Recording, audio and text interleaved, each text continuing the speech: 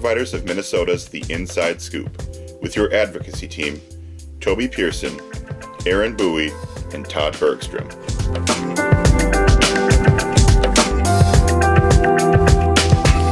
This week's host, Toby Pearson. Welcome to today's Inside Scoop. What is the day? Today is the day before St. Patrick's Day, which is why I don't actually have green on right now, because it's not St. Patrick's Day.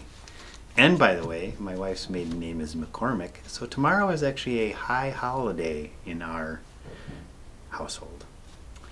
But we're not here to talk about St. Patrick's Day, even though I wish you a happy one.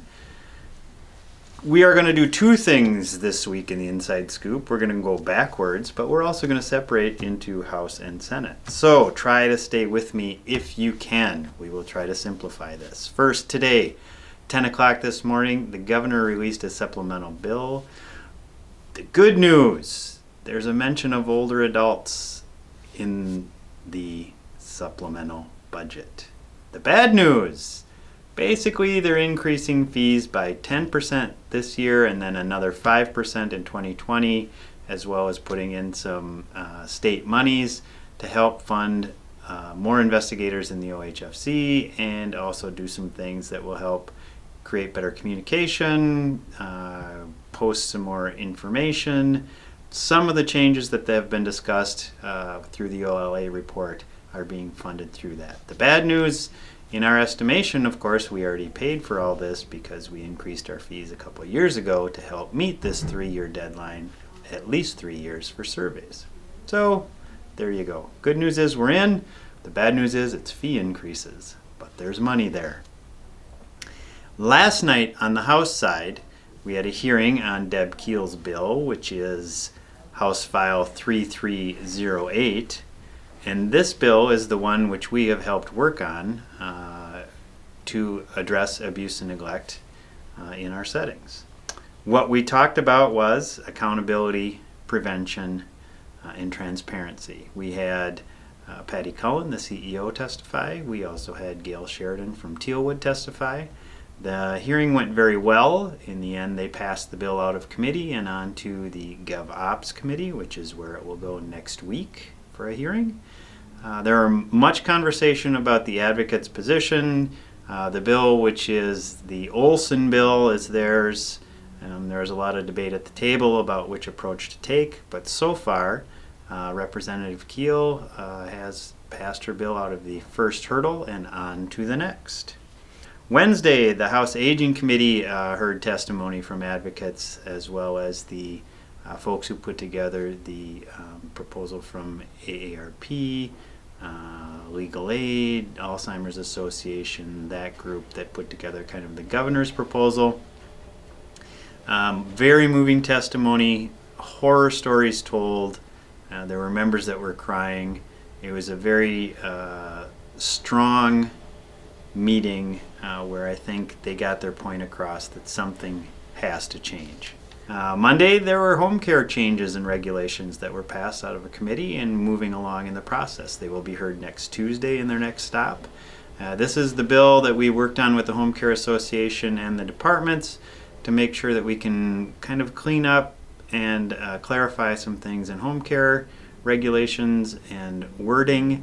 That bill seems to not have any opposition so far, so it's moving along well, which is nice. Now on the Senate side, dun dun dun. The Senate side, we have several things going on. First, our Senate companion bills to the Deb Keel bill, I have to go look back on my paper to make sure I have the right number, are authored by Ralph. They are 3103 and 3099. And there's also one more that I don't remember off the top of my head. But the Senate is taking a different approach. Senator Housley has drafted her own bill, which, for a description, this is what we discussed today at our advocacy meeting. This is how we depict them visually. Very deep thought. So basically, if you looked at a Venn diagram, you'd have the governor's bill being a really big bill over here. You'd have the Advocates bill being the Housley bill being a bill about like this, and then you'd have our bill being a bill more like this. So it turns out looking like this on a Venn diagram. But the short story is there's some overlap between our proposals and what Senator Housley is proposing. She goes broader in a couple categories than we are comfortable with, and we have to discuss that with her at various hearings next week. And then there is the even broader proposal by the governor and the Advocates. The Senate hearing will be on Monday. There will be 2 hearings. She has done what we refer to as clone the bills, meaning she has 2 copies of the same bill so that they can expedite, easy for me to say, them through the process. Hearings on Monday will be in Judiciary on the Senate, as well as Aging and Long-Term Care Committee on the Senate side. Look for more information coming to you in a member blast next week. We will also be updating both the Legislative Forum as well as the Housing Cabinet with what's going on. And we will, the week of, let me look and see what the dates are. The week of April 2nd, we will do what we will call a teletown hall to discuss the proposals and where they are, so that we will provide a phone number. Folks can call in, hear an update, and give some input. So with that, I bid you a fond farewell and a happy St. Patrick's Day, and that is the Inside Scoop. Thank you.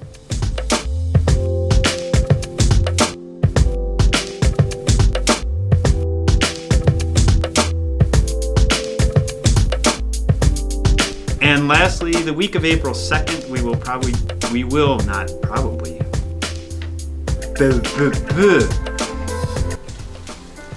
I wish you a happy St. Patrick's Day. Top of the morning. Namaste.